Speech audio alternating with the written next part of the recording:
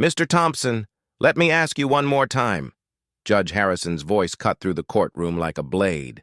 The 82-year-old man sat perfectly still, his weathered hands folded on the defendant's table. His steel-gray eyes never moved from the state seal behind the bench. Do you find these proceedings amusing, or are you simply too senile to understand what's happening here? The judge leaned forward, his voice dripping with contempt. A simple traffic violation, sir. You've dragged this court through months of delays, refused every plea offer, and now you sit there in silent defiance. Rick Thompson's thumb moved almost imperceptibly against his wrist, tracing over something hidden beneath his worn brown cardigan. The faded ink had blurred over decades, but the memory it represented was crystal clear. "Look at me when I'm speaking to you," Harrison commanded. The silence stretched.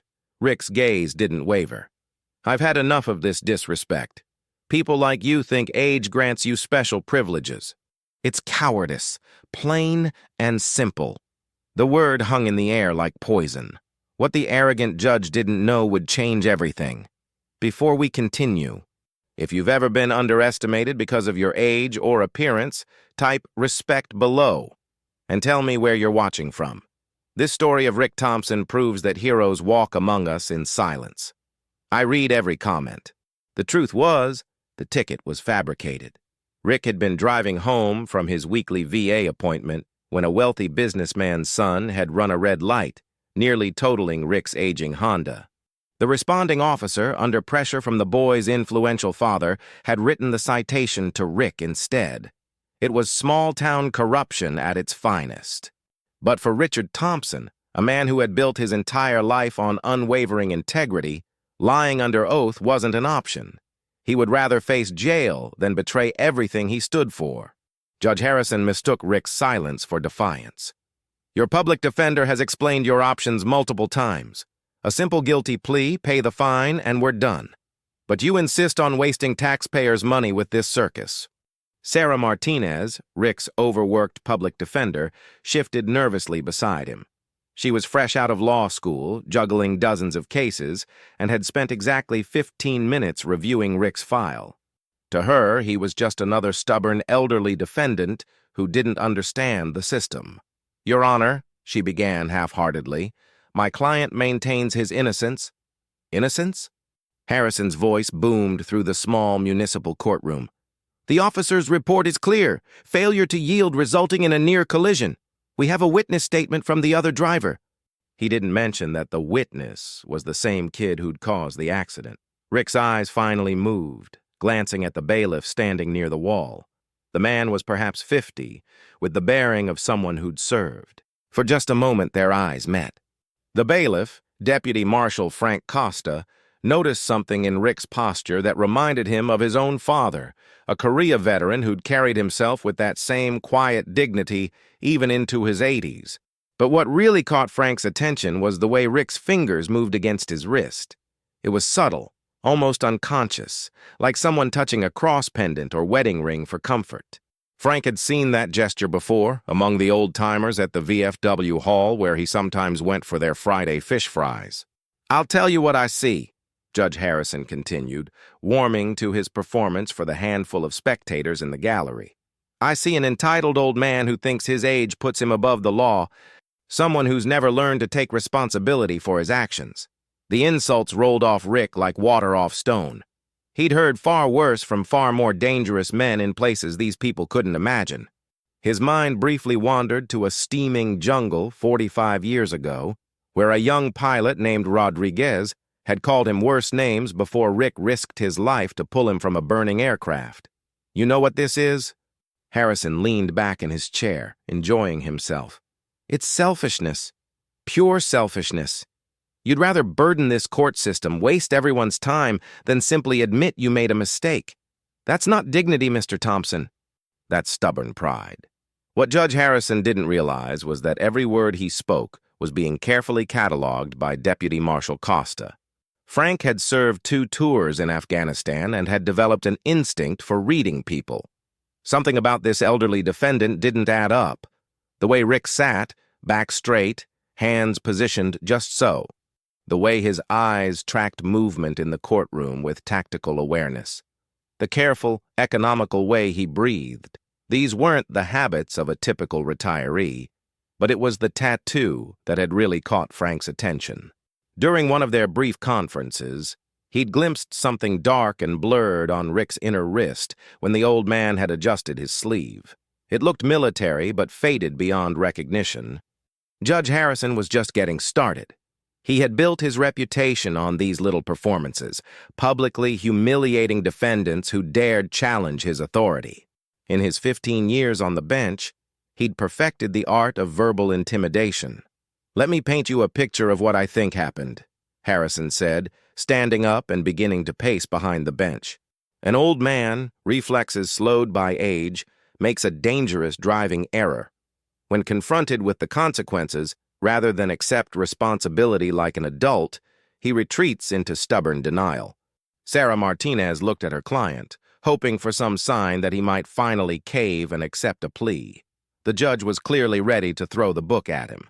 But Rick Thompson remained perfectly still, his breathing steady and controlled. In the gallery, Martha Hendricks watched the proceedings with growing unease. She was a court reporter who'd worked this courthouse for over 20 years, and she'd seen Judge Harrison's cruelty before. But something felt different today. The old man's dignity in the face of such verbal abuse reminded her of her grandfather, a World War II veteran who'd never spoken about his service until the day he died. "You want to know what I think this really is?" Harrison continued, his voice rising. "I think this is what happens when someone spends too many years believing their own stories. Maybe you told people you were in the military once. Maybe you even convinced yourself you were some kind of hero." Rick's thumb pressed harder against his wrist. The gesture was barely visible, but Deputy Marshal Costa caught it. His father had done the same thing, unconsciously touching the scar from shrapnel he'd carried for 40 years.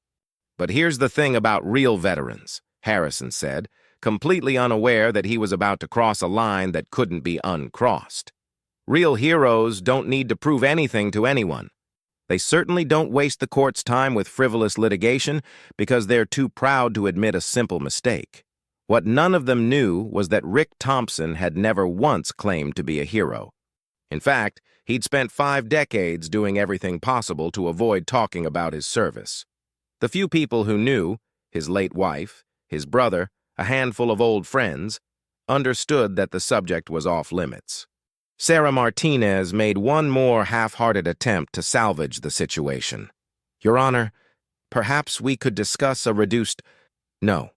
Harrison's voice cut through the courtroom like a gavel strike. "I'm tired of this charade. Mr. Thompson, I'm going to ask you one final time to show this court the respect it deserves. Stand up, look at me, and explain to everyone here why you believe you're above the law." For the first time, Rick Thompson moved. He slowly, deliberately rose to his feet. At his full height, even at 82, he was an imposing figure. His shoulders squared, his spine straight, he finally looked directly at Judge Harrison. "Your Honor," Rick said, his voice quiet but clear, carrying easily through the silent courtroom. "I understand you want me to admit guilt for something I didn't do. I understand you believe this would be the simple, expedient solution for everyone involved." His steel-gray eyes never wavered from Harrison's face. "But I took an oath once, a long time ago, to defend this country against all enemies, foreign and domestic. Part of that oath was about integrity, about truth, about never compromising those principles, no matter the personal cost." The courtroom was dead silent. Even Harrison seemed momentarily taken aback by the quiet authority in Rick's voice. "So with all due respect, Your Honor," Rick continued, "I cannot and will not plead guilty to something I didn't do. If that means jail time, so be it. If that means fines I can't afford, I'll find a way to pay them. But I will not lie under oath in this courtroom." Deputy Marshal Costa felt a chill run down his spine. He'd heard that tone of voice before, from men who'd seen things that would break lesser people. Men who'd been tested in ways that revealed their true character. Judge Harrison's face flushed red with anger and embarrassment. This wasn't going according to his usual script. The old man was supposed to crumble, to beg for mercy, not deliver speeches about integrity and oaths. How dare you lecture me about oaths? Harrison sputtered.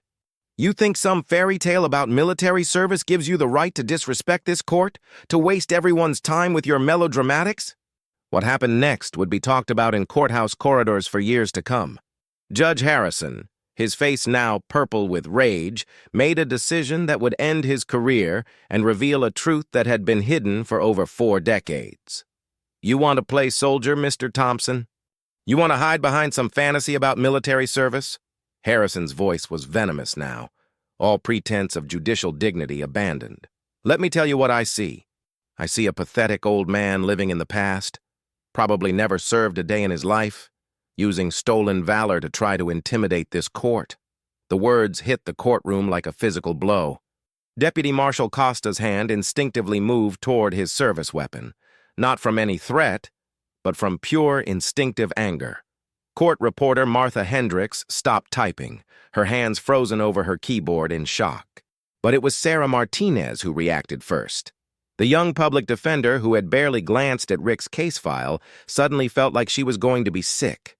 She'd heard enough stolen valor cases in law school to know that was a serious accusation, but looking at her client, really looking at him for the first time, she saw something that made her stomach drop. The way he stood, the way he breathed, the absolute stillness that came over him when Harrison said those words. This wasn't the reaction of someone caught in a lie. This was the reaction of someone who'd just been slapped across the face with the worst possible insult. Stolen valor? Harrison repeated, savoring the words. That's what we're really dealing with here, isn't it? Some old wannabe who's been telling war stories at the local bar for so long he's started to believe them himself. Rick Thompson's expression didn't change. But something shifted in his posture, something so subtle that only Deputy Marshal Costa noticed it. The old man's weight settled slightly, his balance shifting in a way that reminded Frank of fighters he'd known, men who could go from complete stillness to lethal action in a heartbeat. You know what the penalty for stolen valor is, Mr. Thompson? Harrison was practically shouting now. Federal charges, real jail time. Maybe that's what it's going to take to get through to you. In the back of the courtroom, a man in his 50s had been quietly taking notes. Dr. Michael Stevens was a military historian from the local university, researching a book about Vietnam veterans. He'd come to observe court proceedings as part of his research into how the justice system treated elderly veterans. What he was witnessing made his blood run cold. He'd spent enough time interviewing actual combat veterans to recognize the real thing. The way Rick Thompson carried himself, the careful control of his breathing, the 1,000-yard stare that occasionally flickered across his features. These weren't the mannerisms of someone playing dress-up. But more than that, Dr. Stevens had noticed something else. During one of the brief recesses, he'd caught a glimpse of Rick's inner wrist when the old man had reached for a water glass. The tattoo was faded and blurred, but Stevens had seen enough military ink to recognize the style. More importantly, he'd seen the specific design before. It was a stylized aircraft, barely visible after decades of aging. But Dr. Stevens was almost certain it was a Vietnam-era marking used by a very specific, very classified unit of Air Force pilots who'd operated in places that officially didn't exist. As Judge Harrison continued his tirade about fake veterans and stolen valor, Dr. Stevens quietly pulled out his phone and began typing a message to a contact at the Pentagon's Military Personnel Records Office. It was a long shot, but if he was right about what he'd seen... I'll tell you what we're going to do, Harrison announced, his voice carrying the full weight of his authority.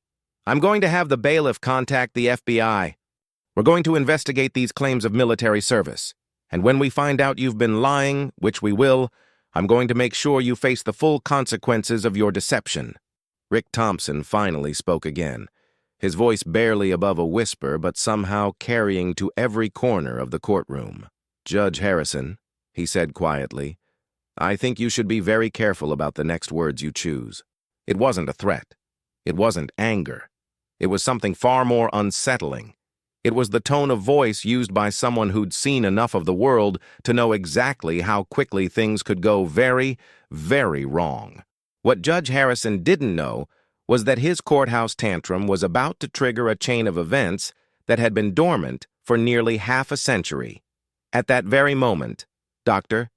Stevens's message was racing through secure Pentagon networks, landing on the desk of a records specialist who would recognize the significance immediately. But first, Rick Thompson's mind traveled backward through time to a place and moment that existed in classified files that most people would never see. November 15th, 1973.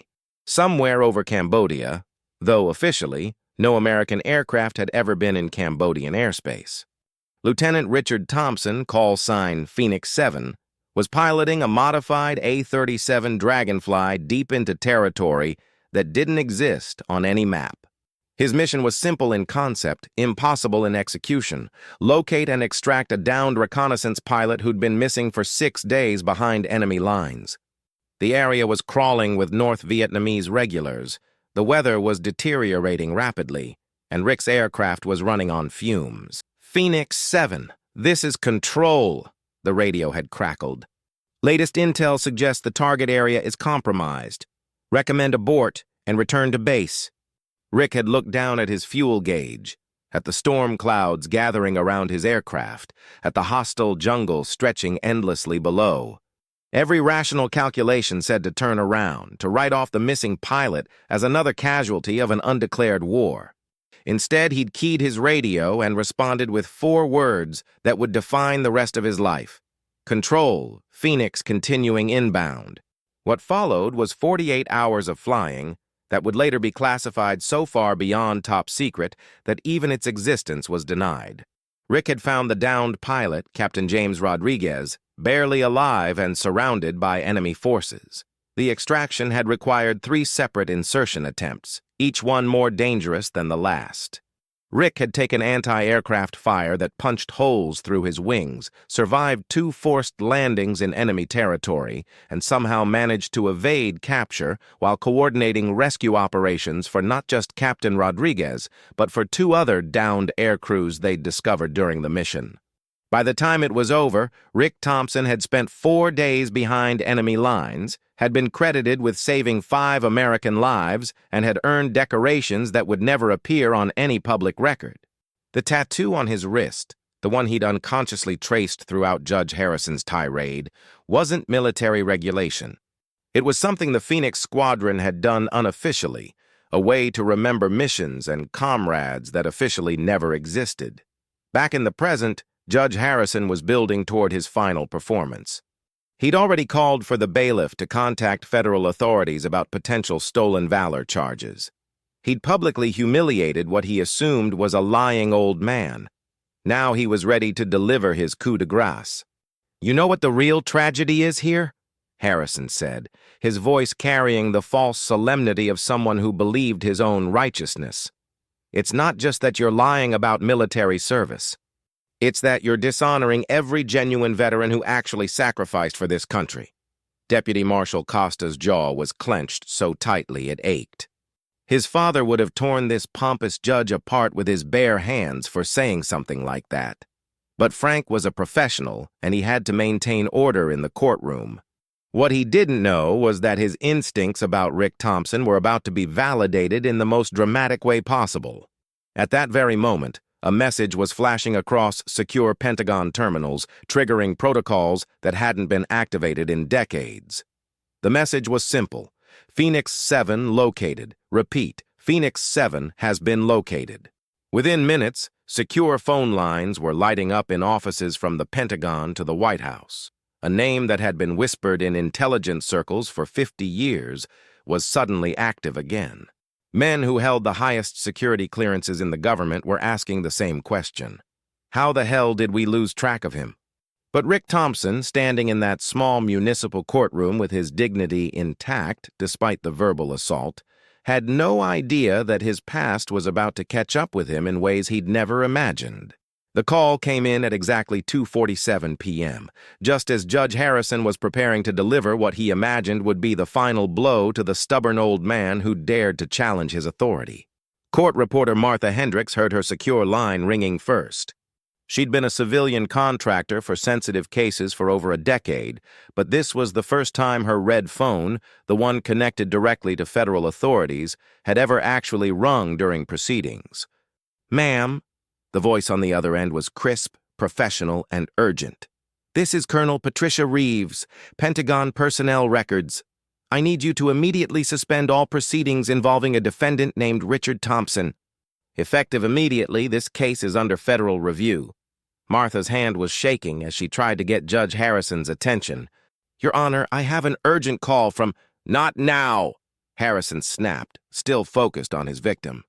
"Mr. Thompson, since you insist on wasting everyone's time with these fantasies about military service, I think it's time we settled this once and for all." "Bailiff, I want you to—" The courtroom's main door burst open with such force that it slammed against the wall. Two Air Force Security Forces personnel, in full dress uniform with sidearms, strode into the room with military precision. Behind them walked a figure that made everyone in the courtroom hold their breath. Brigadier General Patricia Reeves was an imposing woman in her early 50s, her uniform bearing ribbons that spoke of combat deployments in Afghanistan and Iraq. Her face was a mask of barely controlled fury as her eyes swept the courtroom and settled on Judge Harrison. "Which one of you," she said, her voice carrying the authority of someone accustomed to commanding thousands of personnel, "just accused Lieutenant Colonel Richard Thompson of stolen valor?" The silence that followed was deafening. Judge Harrison's face went through several color changes as the full implications of what he'd done began to dawn on him. Rick Thompson slowly turned to face the general. For the first time since the proceedings had begun, a slight smile crossed his weathered features. "General Reeves," he said quietly, "it's been a long time." 48 years, 6 months, and 12 days, sir," she replied, snapping to attention and rendering a salute that was picture-perfect in its precision. "Not nearly long enough to forget what you did for my father." The courtroom erupted in confused murmurs. Deputy Marshal Costa felt his knees go weak as the pieces finally clicked into place. Court reporter Martha Hendricks was frantically trying to keep up with events that were moving far beyond normal legal procedures. General Reeves turned her attention to Judge Harrison, who was sitting behind his bench looking like he'd just swallowed a hand grenade. "Your Honor," she said, the title dripping with sarcasm, "let me clarify something for you. The man you just accused of stolen valor is Lieutenant Colonel Richard Thompson, call sign Phoenix 7.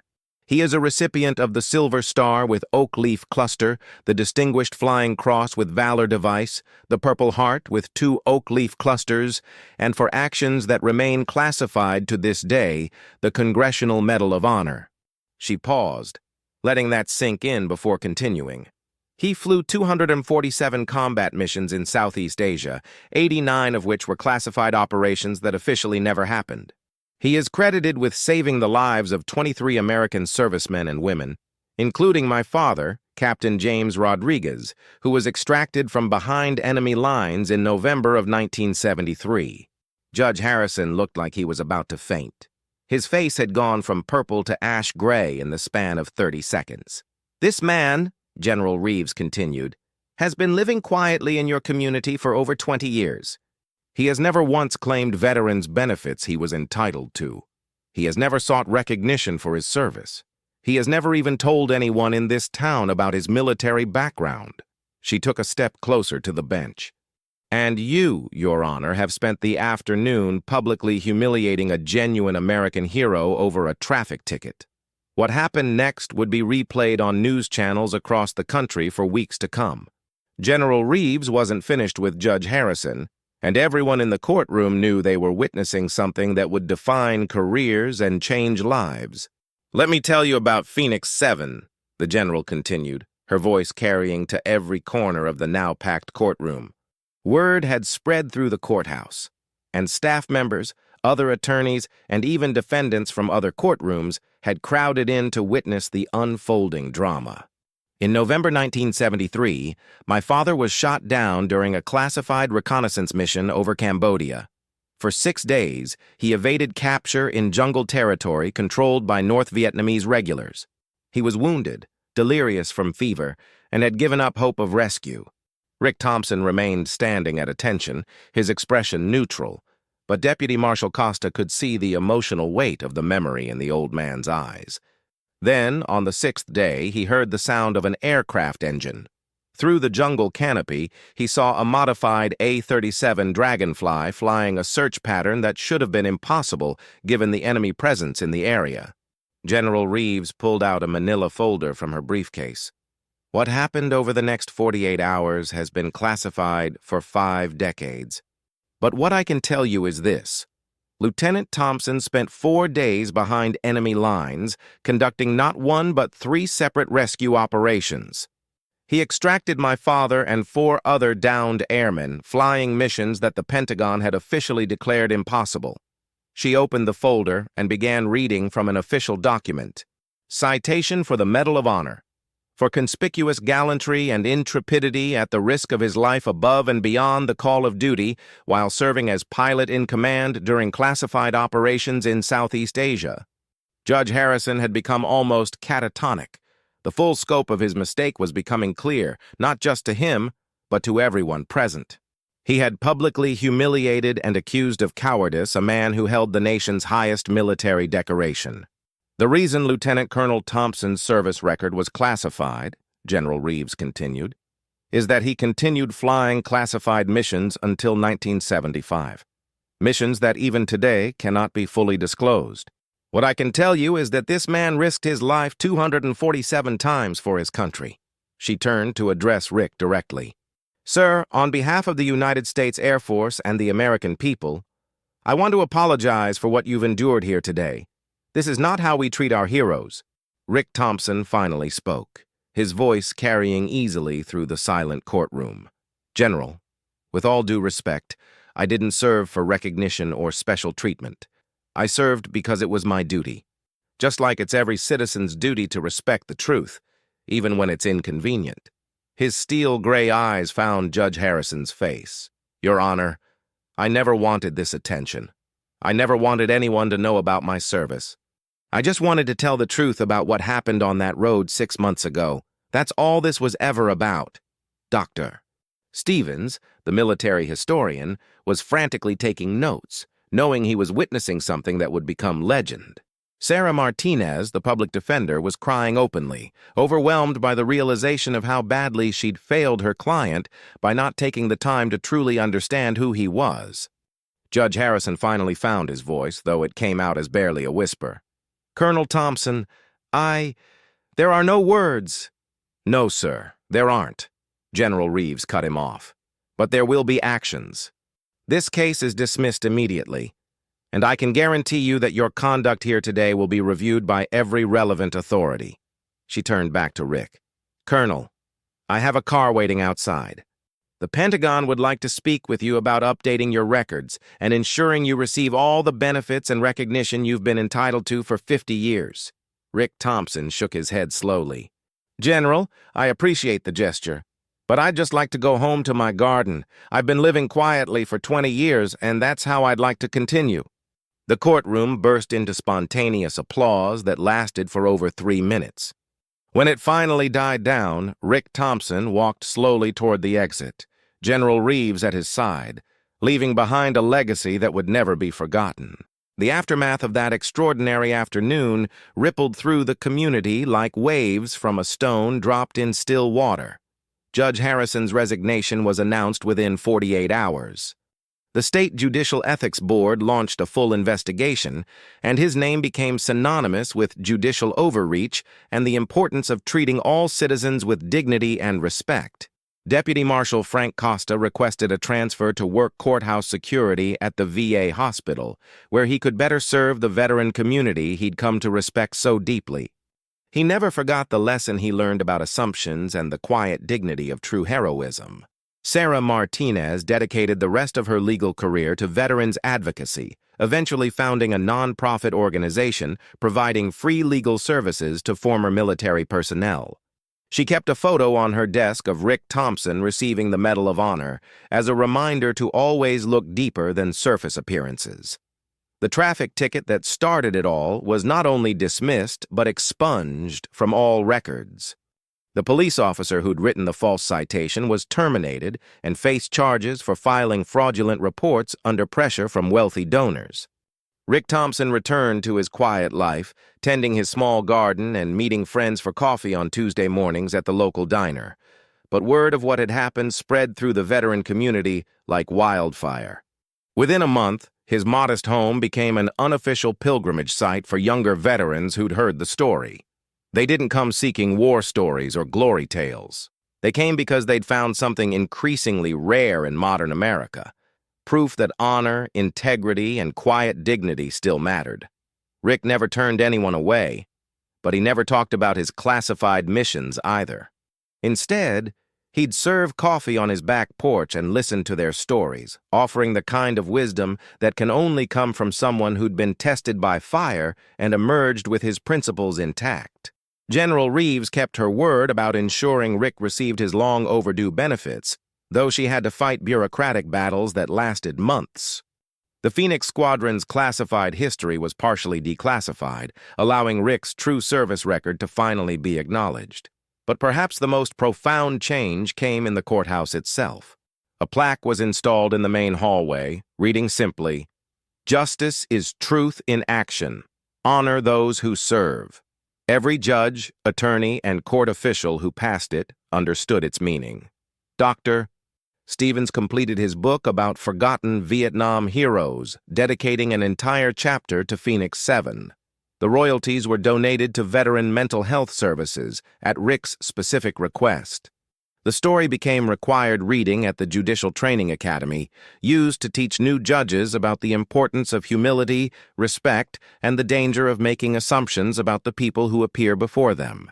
Martha Hendricks, the court reporter, kept detailed transcripts of that extraordinary day.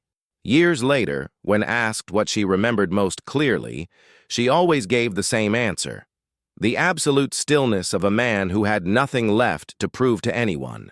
But the most important legacy wasn't in the headlines or the policy changes or the careers that were transformed.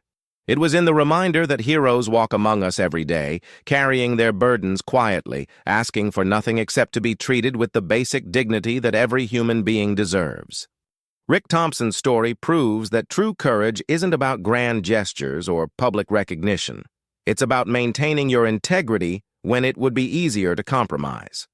It's about doing the right thing when no one is watching. It's about carrying the weight of honor so quietly that the world almost forgets you're there. In a time when respect seems to be in short supply, when assumptions are made too quickly and judgments are rendered without understanding, Rick's story reminds us to pause before we speak, to look deeper than surface appearances, to remember that the person sitting quietly beside us might have stories that would humble us all. The traffic ticket that started it all gathered dust in an evidence file until it was finally shredded 5 years later. But the lesson it taught will outlive everyone who witnessed that extraordinary afternoon in a small-town courtroom. Sometimes the greatest victory isn't proving you're right. Sometimes it's simply refusing to betray who you are, no matter the cost. Sometimes heroism looks like an 82-year-old man in a worn cardigan, sitting straight-backed in a defendant's chair, touching a faded tattoo, and quietly refusing to lie. To everyone who typed respect and shared where you're watching from, thank you for standing with our heroes. Subscribe for more stories like this and unsung American heroes. See you in the next one.